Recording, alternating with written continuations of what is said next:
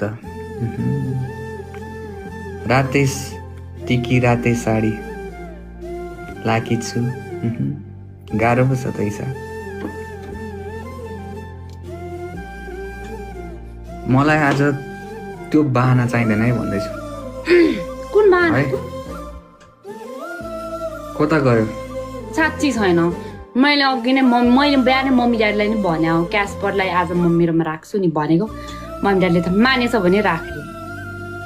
मानेन क्यासपरले फेरि? मेरो फोटो देखाइनौ? देखाएको अहिले मानेन भने मम्मी ड्याडीसँग ठिक छ ठिक छ। ह्याप्पी तिज भन्न आएको। व्रत सर्त तोड्यो कि तोडिसक्यो? यति बेलासम्म कहाँ बोके हुन्छ त नि तोडिसक्यो। ए हो ठिक छ। ल ल ह्याप्पी तिज। ह्याप्पी तिज है तिमीलाई। Thank you. आज तिजकै दिनमा यसो बोलाएर यसो गरौँ कि भनेर। तिमीलाई भने कि भनेन कसैले? टिकटक त डर देखिरहेको थियो त मैले तिम्रो तिजको। छैन कसैले नि भनेन। किन? मम्मीहरूसँग टिकटक हाल्दै कोसँग हालेको थियो?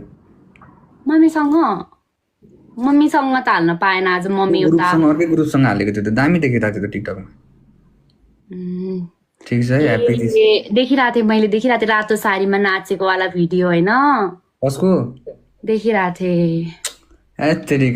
के हो? दामी देखिरहेको चाहिँ कानको झुम्काले झन् मारेको छ अरे। साँच्चीकै नै भनेको।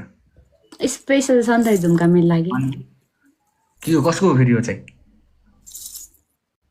राम्रो छैन? राम्रै छ। कसको? मम्मी हो? मम्मीको होइन मेरो आफ्नै हो। ए ठिक छ ठिक छ। ल ल कतैबाट तिम्रो यस्तो ड्रेसअपमा छौ कि घाँटीमा एउटा कुराको मात्रै कमी छ क्या। त्यो पनि छ। म्यारिड हो तिमी? मङ्गलसूत्र छ भनेको? जे पनि हुनसक्छ। देखाउनु?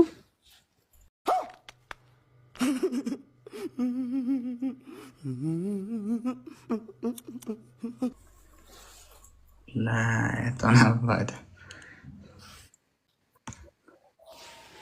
यो चाहिँ हनुमानजीको रुद्राक्ष शिवजीको रुद्राक्ष बोकेर शिव भक्त हो क्या हो?